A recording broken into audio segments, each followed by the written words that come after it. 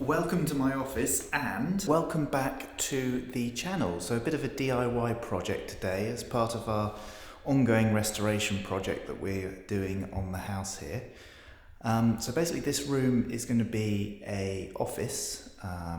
We've done most of the major work, so plaster, paint, lining, all the electrics, plumbing, radiators been refurbished, all of that kind of thing. So it basically just leaves the floor to sort out. Now, traditionally, the floor would be sanded with probably quite a large industrial sander that you tend to hire, big drum sander, and that just takes off the whole top layer and goes down to the original wood.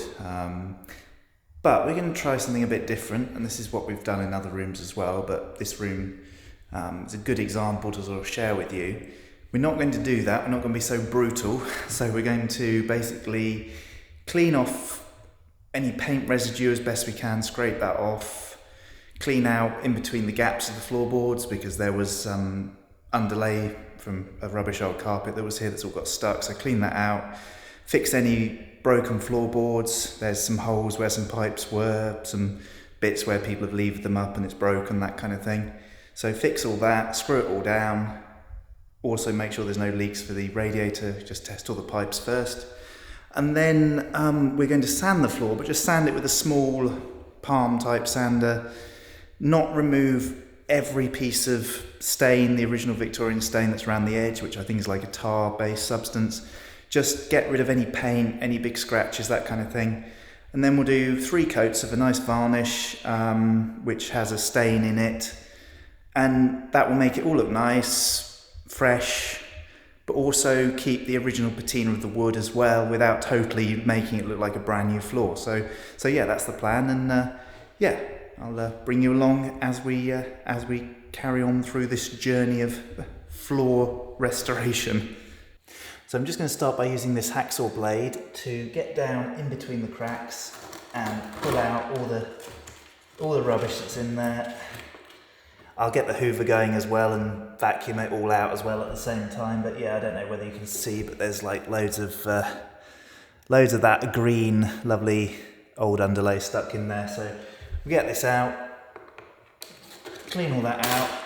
Now, if we were making this floor look really brand new and perfect, we'd then put some little slivers of wood and hammer them in with some glue, plane it all off, and then it would look like a totally perfect single piece of wood floor, so to speak. But we're not going to do that because those gaps are basically just where the wood has shrunk over the years, and yeah, I think it just keeps a bit more character.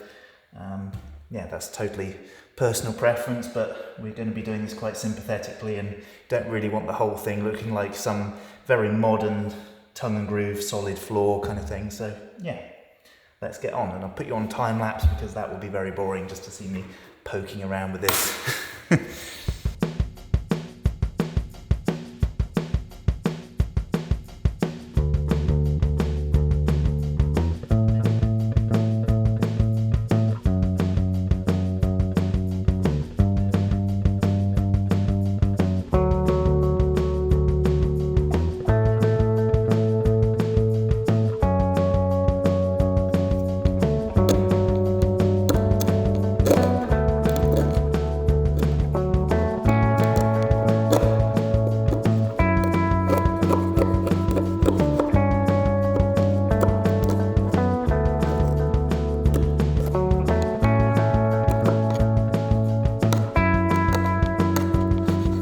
Next step is to pull up any floorboards that are loose or not screwed down properly or broken, that kind of thing.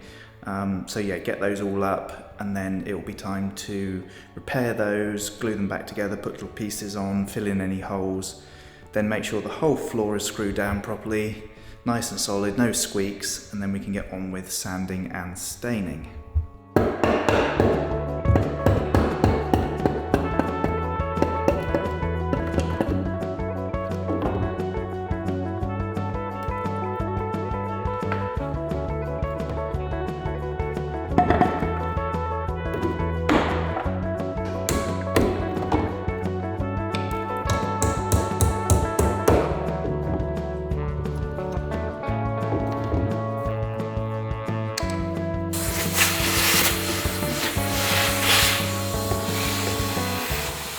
just got some hole saws out ready where you can see there where I've done some before, to cut out some little plugs to go in these holes here. A bit awkward to do one-handed, but it's roughly about 16 millimeters.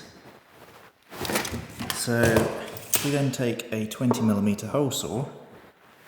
The actual internal diameter of the plug that will cut is roughly about 16-17 millimeters. So basically, you just need to take this, just start it with the arbor, because the arbor has a drill in it, like that. So we just start it into the wood, just so that it just starts biting. Then we take the drill out, and then go all the way through, and then you'll have one side with a slight drill hole, but the other side there won't be any hole, and that's the side that needs to go in the top. So I will do that. That one's going to be a bit trickier because it's elongated, so I might need to cut that square and make a little square piece to go in there, but yeah.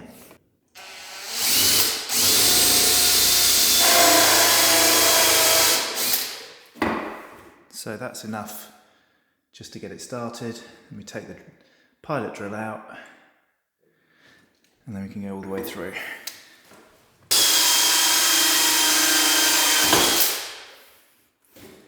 And if you're lucky, it won't get stuck in the drill. So there we go, we've got a little plug now, which can now be hammered into the hole with a bit of glue as well. A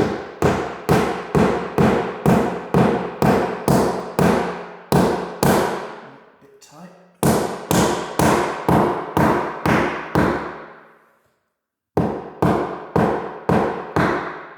There we go. Just protruding from the surface a little bit, and then we can just go in and just chop that off, sand it all in, and you won't even notice.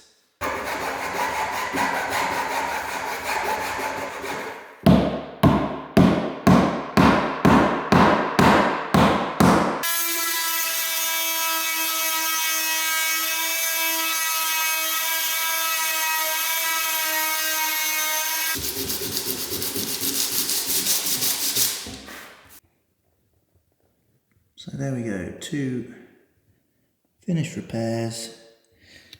By no means cabinet joinery, but good enough for a floor. So it's a new day, you can probably tell by the fact my beard has got shorter. So this is probably the most damaged board. It's basically split in half, so just glued it back together and just cut out a section where there was a pipe going through. This is the underside of the board. So yeah, just put a small piece of wood in there, and also there's a notch, I think there's a lump at that end. This one's just glued up, so I'm just going to undo the clamp now, cut the glue off with a multi-tool, very useful. Both sides, make sure it's nice and flat, and then just mark down there and cut the excess off, and that bit will be done. And then we've just got another bit to do on the other end. So yeah, just do that now.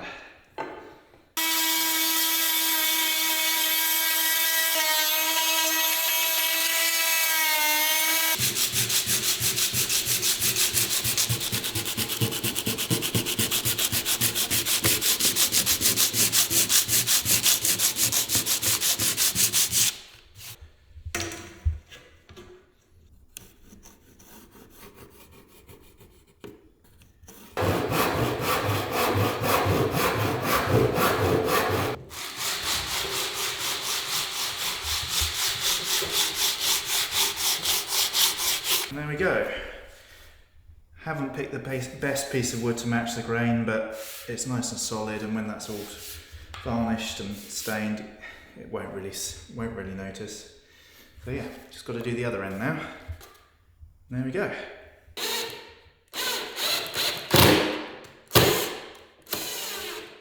So just putting the screws in to locate it, so when the glue's on there, you can get it in exactly the right spot without a big mess and glue going everywhere.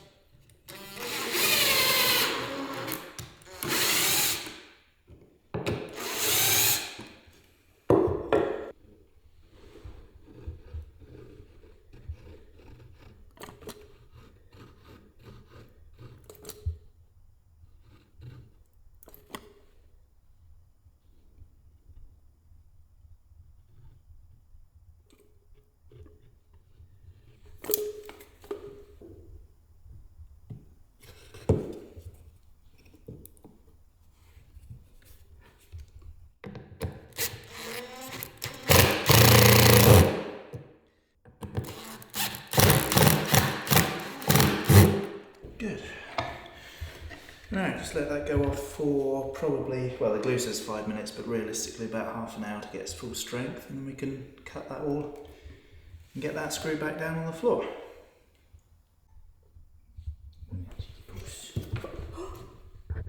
Poisson! Poisson! Poisson!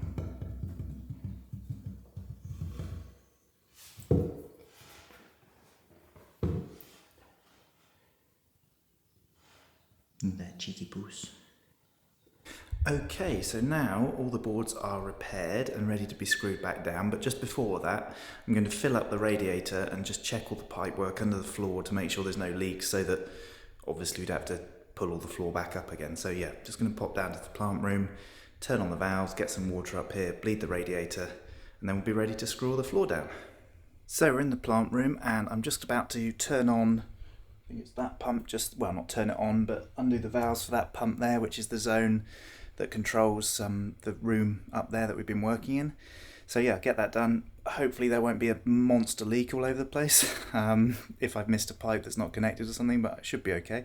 So yeah, I'll just get that on now. And yeah, if you want to see more of in here in a future video, just yeah, give me a comment below, because it's quite interesting, and yeah, there's quite a lot to see. So yeah, if that interests you, I will do a future video on that. So yeah, let's get this valve open.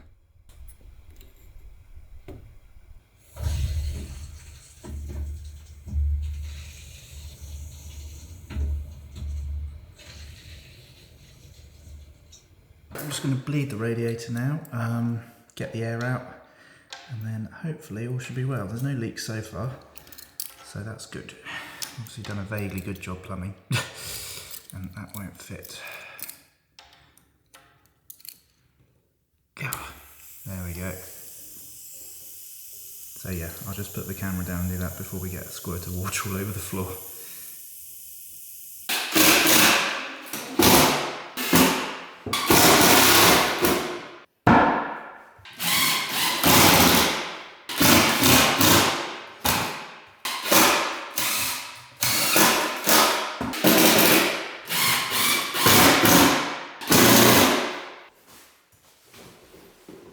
So I'm using these flooring screws. They're like a sort of twin thread, and they are very good because they pull the floorboard down nicely. They've got a very small head, and yeah, they're ideal for this because they look just like nail holes when you're finished, but they hold the boards down far more secure than nails could ever do.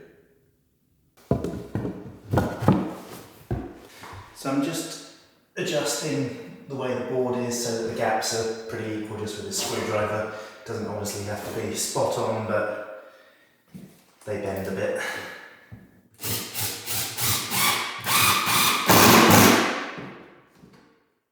Okay, so screwed all the boards down. I'm just going to give the floor a vacuum just to collect any sawdust and bits and pieces just to make it a bit cleaner. And then I'll get some brown wood filler out and just fill round any sort of holes and lumps out the floorboards that are obviously too small to put bits of wood in. Just put some filler in there and then sand the whole floor down. So yeah, that's what we've got to do next. There's a big lump missing here, but it's kind of in the middle, so I'm just going to put some filler in there. It's going to look terrible until it's all dried off and sanded, but trust me, it will look decent eventually.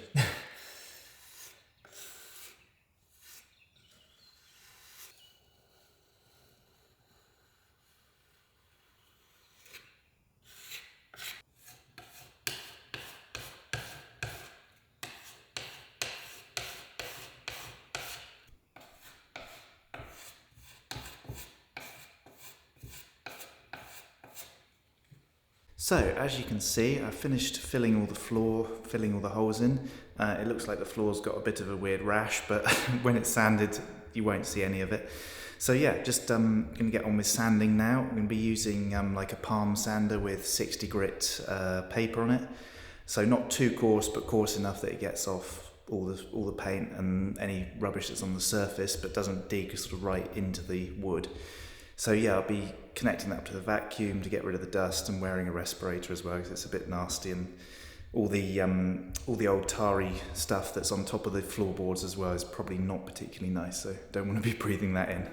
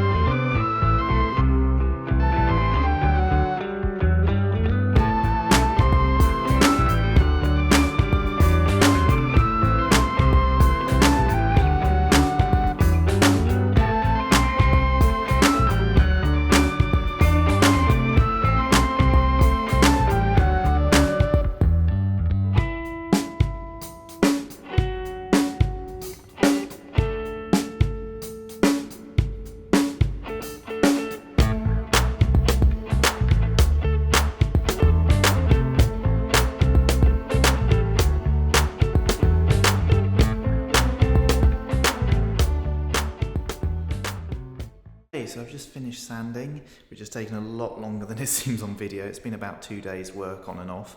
So that's all done, although I've just been over and just pulled out about 1 million nails and tacks and things that were holding down the old carpet, and that's left a few holes. So I've just been back over with some more filler, so that's done. So the next step now is just one more final sand, just to sand off the rest of the filler, and then it'll be on to varnishing. So yeah, almost there now.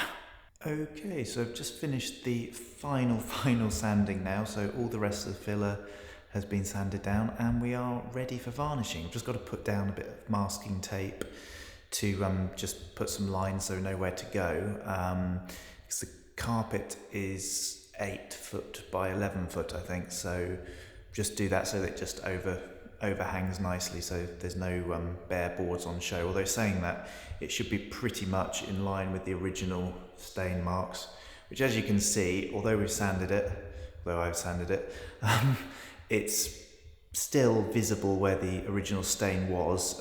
You can still see all the original marks, like there's some place where you can see some furniture's been moved, and even over by the fireplace there is like a burn mark on the wood where hot coal came out the fireplace back in the day and burnt the floor, so it still keeps all of the sort of original character to the floor, but just refreshes the sort of top coat and makes it look a lot nicer.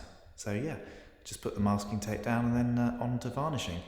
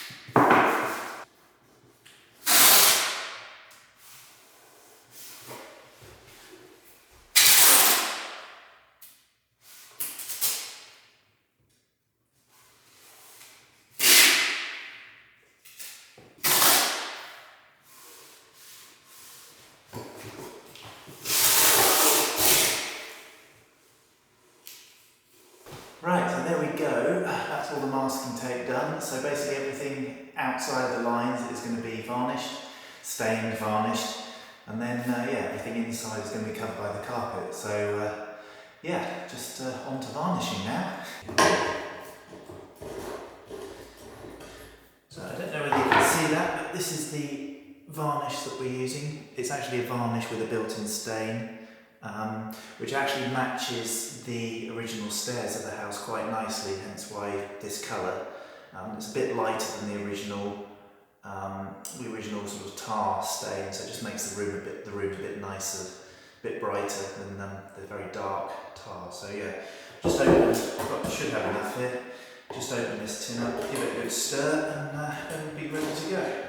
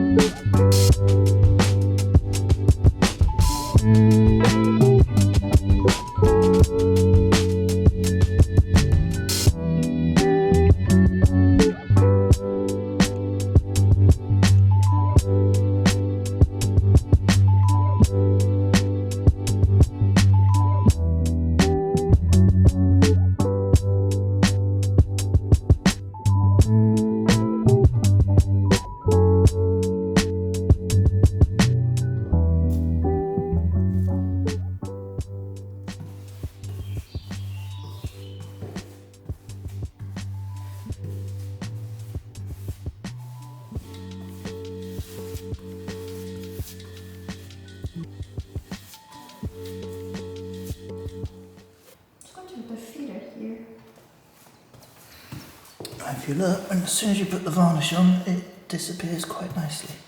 Yeah. Is there a little worm in here there? There was a worm in there. Oh yeah. Ooh.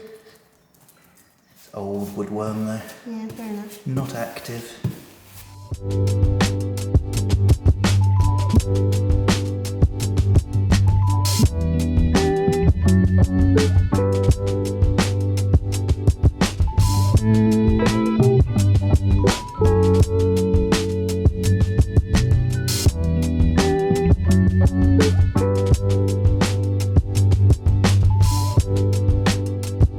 Right, so as you can see, that's the first coat of the varnish done.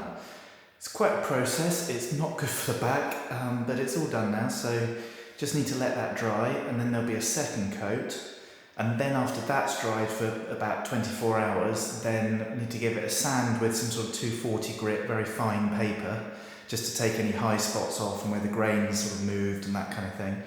And then a third and final coat, and that should be it. And that's also what the manufacturers of the varnish recommend. So yeah, it creates a nice solid finish then. It's also nice and smooth. But as you can see as well, it also looks quite period in its finish. It doesn't look too modern. You've got the different colour tones of some of the original stain underneath, of the scratches and marks, and so yeah, it looks untouched but new, if that makes sense. So yeah, that was that's the goal and what we're sort of aiming for. So yeah, I'll crack on with the second coat. There's no point in filming that as well because it looks exactly the same, and then I'll come back when it comes to the sanding.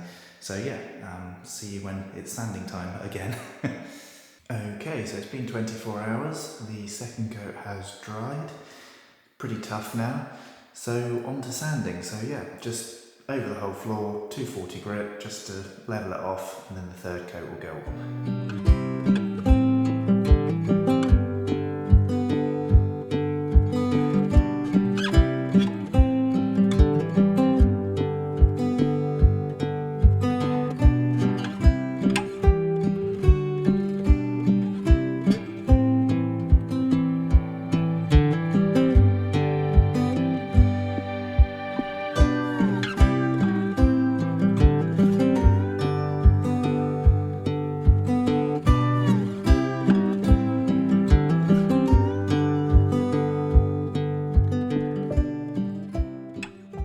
So I've just finished the final sanding with the 240 grit. That's all come up nicely.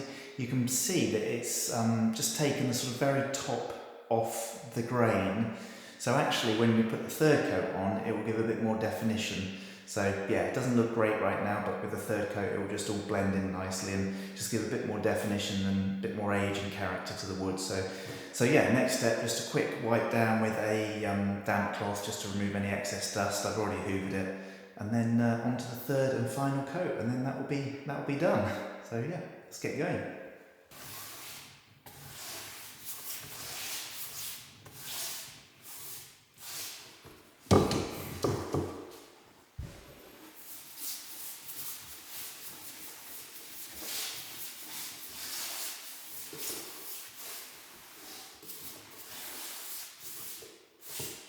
So just while I'm doing the third and final coat, just thought I'd give you a few tips and tricks, so to speak. So firstly, as you can see here, I'm working in line with the grain. That's very important because if you go across the grain, sort of this way, you'll end up seeing the brush marks and it will not look anywhere near as nice. So yeah, always go paint with the grain. That's quite important. Secondly, depending on how you're handed, I'm right-handed, so you want to be working left to right if you're right-handed, so across the room, left to right, just makes it easier and saves you sort of going over yourself. Or obviously if you're left-handed, you want to go right to left. Just makes it a bit easier and more efficient. As well as that, because this is a varnish and sort of stain combined, this is especially important on the first coat. You want to work quite quickly and not sort of take any breaks in the middle of a particular board, because you'll find if you do that So if you were to just sort of come along here, stop there, go for lunch and then come back without doing the remainder of it, you'd find that you'd have quite a distinctive line between where you stopped and started, just because the stain soaks in differently and dries differently. So yeah, just something to be aware of. So yeah, still got a fair bit to do for the third and final coat, but we're getting there, and yeah, I'll show you the finished product when I'm done.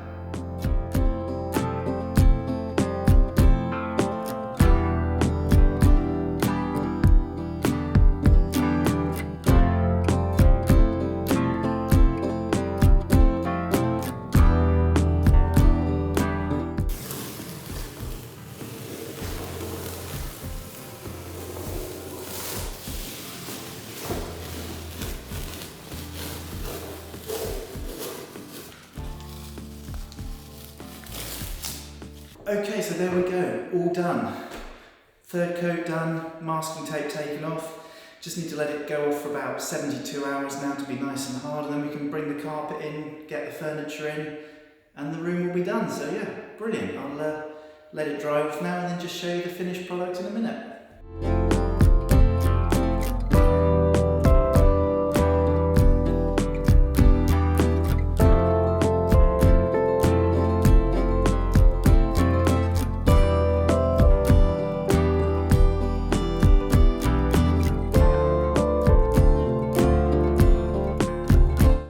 So there we go, all done. Carpet's down, mirrors up, desks in, all ready to go as an office now. So yeah, just over a week's worth of work, although I've been doing other things as well, so it's not constant, and it's finished. So I hope you enjoyed the video. I hope you've maybe learned a few things or taken a few things away for your own projects through this. So yeah, thanks again for watching, and if you could like, comment, subscribe, hit the notification bell, all the usual stuff, that would be really appreciated. So thanks again, and see you next time on Welcome to the Country.